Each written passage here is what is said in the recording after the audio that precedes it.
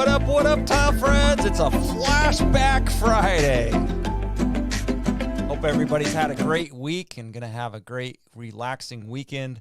I'm going to take my wife out, see some music tonight myself, so we're going to enjoy that. Hope you guys are getting up to something good as well. Today, we've got a new segment for you, another new segment this week. If you haven't seen our other new segments, we had one Monday, Tuesday, Wednesday, Thursday. Or excuse me, Monday, Wednesday, Thursday, because Tuesdays are our full podcast, our full hour TileMoney podcast. And this was a good week with Michael Menzel. But this day, Friday, we've got this new thing, and it's Friday Flashback, brought to you by HappyTileGuy.com. HappyTileGuy.com is a business I'm a partner with. That's where we are creating websites for tile contractors designed with you in mind, and they are search engine optimized, ready to be found on Google. So head over to HappyTileGuy.com. We've got a great price of just $4.99 to get you up and running. And these are beautiful sites. We've built this in a way to simplify things and really work on the back end more on the search engine optimization. So check out HappyTileGuy.com. And if you want to stay in touch with TileMoney and Luke, text TileMoney to 844-446-7623, 844-446-7623. All right, let's get to today's flashback. This was a flashback. I wanted to highlight Steve Rausch, first and foremost here, because Steve was someone who was very impactful on TileMoney and Luke Miller. I was reading an article from him in the Pro Installer magazine, I believe it was at the time. This was when I was just getting started. This was episode 16 that we're going to look at today. So just a few weeks, 16 weeks into the podcast way back in 2018. And I read an article he wrote and I really enjoyed it. And he had his phone number on there. So I gave him a call right away. He was eager to talk to me. He really was a believer in the podcast when I told him what I was doing. And he was someone who had written a lot of business content, and you can still find it on the internet under his name, Steve Rausch. But he has written a lot of business content. He was a coach and a mentor for a lot of people. So he's done a lot of good.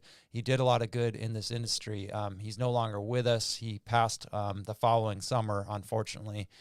Far too young. But let's check out Steve Rausch in this first episode. If you like this, if you like what we hear, today should be about 10-15 minutes.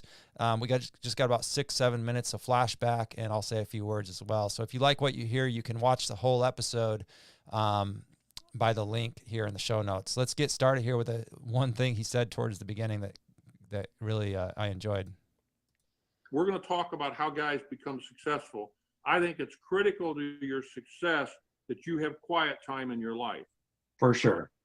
That I see one of the biggest abuses of small tile folks and small carpet folks is they feel like they've got to work 12 to 14 hours a day, 7 days a week. And you don't have balance in your life, you have a problem. You can't keep that schedule up for very long. In fact, one of my earlier interviews was. All right, so I just thought that was a good way to kind of let you know kind of the mindset of Steve here.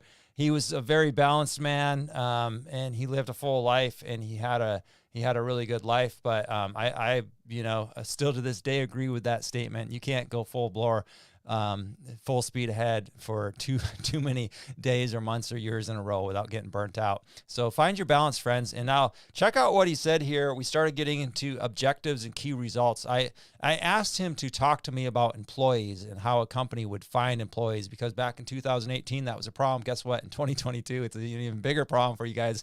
I think you're really going to enjoy what Steve said about employees here, and especially objectives and key results. And you hit one of my passion spots. You'll be able to tell when you hit my passion spot, because I'm a terrible poker player. I start having facial tells and I'm ready to go. And I want you to finish the question so I can go, Yeah. This is what's wrong, in my opinion, with Washington, D.C. right now in Congress. We've got employees of the voters up there that have no tying their compensation into their results. They get the same money if they sit on their butts and do nothing, or if they cause problems, or if they do something worthwhile for our constituents. So I am real big on tying your compensation into your results. The article that you refer to, and I'm looking around because I've got this laid out so I can refer to it also. Sure. The article in Pro Installer magazine came about when Jeff Golden, the editor of Pro Installer, said exactly what you did. We have a lot of smaller installer readers, so don't give us the General Motors view of what to do. And I like that in the consulting world. I like to deal with a General Motors account. You know, they got big budgets, spend money like crazy.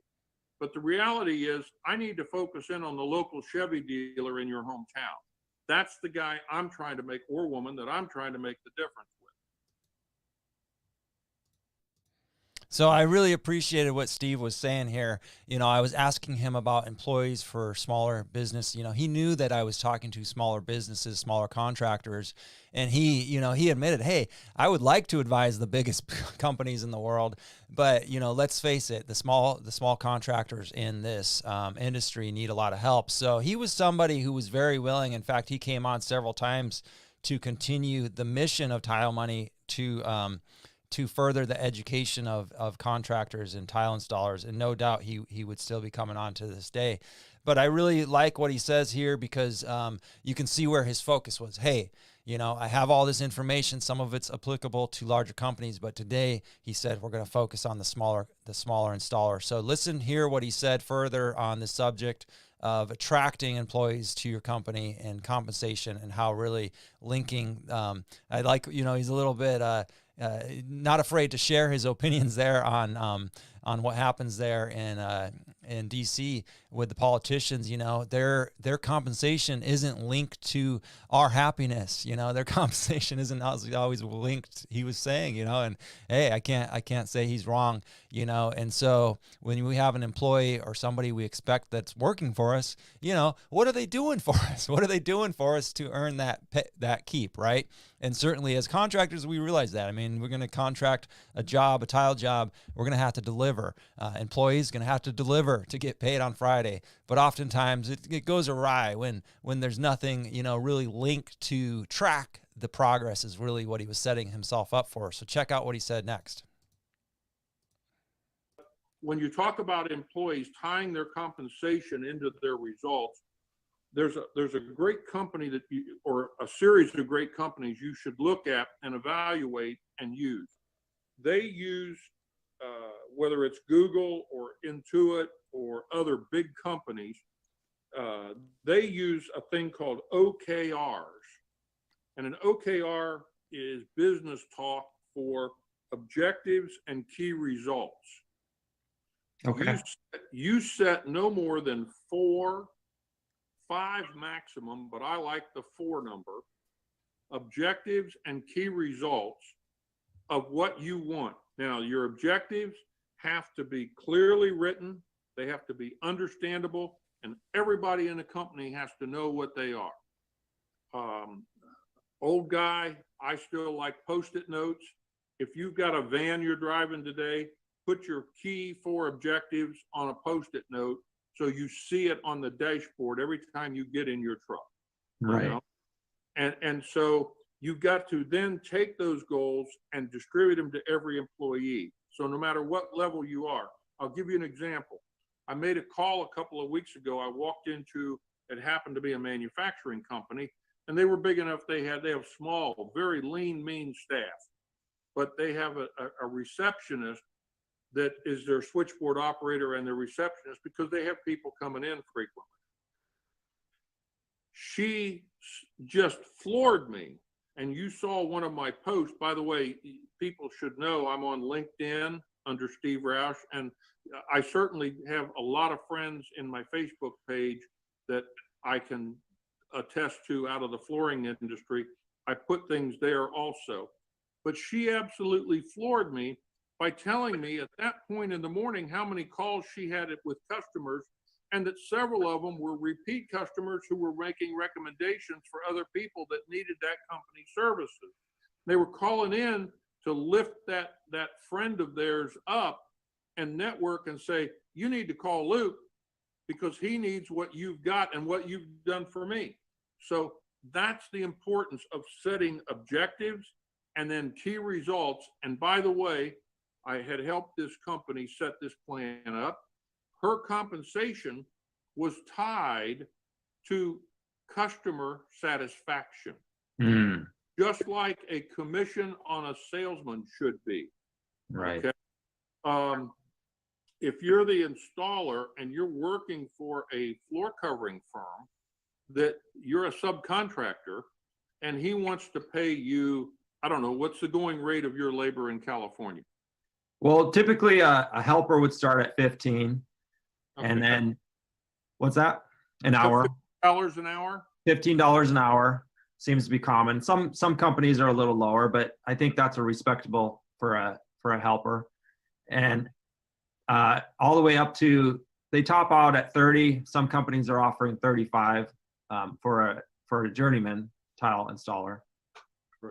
So the way you would tie that in your market is you would say to your installer, look, I'm going to start you on a trial basis at $8 an hour.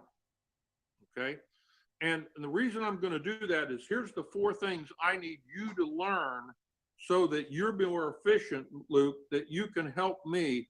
I don't have to stop and say, where is the correct trowel? Right. Even better than that is go back to, and again, I'm pilot, so forget this, but forgive me for saying this, but I do everything in form of pilot's trainings. Go back to ground school. How do you find out what trowel I need for this job? Where do you figure that out? Do you look at the box of tile? Do you look at the bag of setting material? How do you know all this stuff? That's what I want my helper to know. And as that helper shows those signs of growth, you say, Luke, you've done a fantastic job this week. You did this, you did this, you did this. Yeah, we made a couple of errors. But listen, man, your pay is going from $8 to $10 an hour right now. Okay. Effective next week, you're at $10 an hour. Keep growing, keep learning, keep going. So that's how you tie their compensation in. If you're the installer and you're working as a sub for a John's carpet store, you say, John, do you track your satisfaction of customers? Because I'd like you to be on, I think we got an honest relationship here. I'd like you to be honest and tell me every time a customer says to you, Luke, that Steve Rausch guy did such a fantastic job. He did everything the way we wanted it. He cleaned everything up. We love him. He reflected great on your firm. We're going to do more work with you because of that. Yeah. I want you to give me a bonus of some type. Maybe it's only 20 extra bucks. Maybe it's 50 extra bucks. Depends on the size of the job. But let's both grow. And I'm going to make sure that when I'm walking out of a customer, I say to that customer, my name is Steve, and I want you to call back to Luke's carpet store and tell Luke that you are satisfied. If you're not satisfied, here's my phone number. Call me and I'll come get you satisfied. You know what, Steve? That's a great point. I'm glad you brought that up because there's. All right. So I hope you enjoyed just those 8 minutes or so of Steve Rausch. And again, that's just 8 minutes of a nearly 90-minute episode. And he came back on a couple more times there in just a matter of months. And, you know, I really appreciate what he's saying here because this is a real problem in our industry. We have, and I put myself in this category, friends. I don't, you know, I was 19 years old. I was in the trade 2 years, 17, 18, 19. My boss loved me. I really agree with what Steve's saying here. Tie their compensation and reward them for doing good. My first boss in this industry, my mentor, he did that very well. I never once asked for a raise. He started me off at $7 an hour in Tucson, Arizona in 2000.